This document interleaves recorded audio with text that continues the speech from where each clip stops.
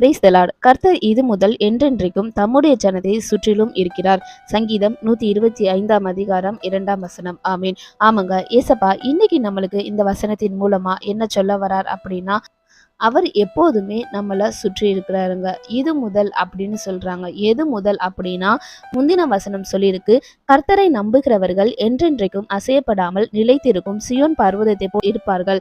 கர்த்தரை எப்போ நம்ம முழுசா நம்புறோமோ அந்த நாள் முதல் கொண்டு கர்த்தர் எப்போதுமே தம்முடைய ஜனத்தை சுற்றிலும் இருக்கிறாருங்க.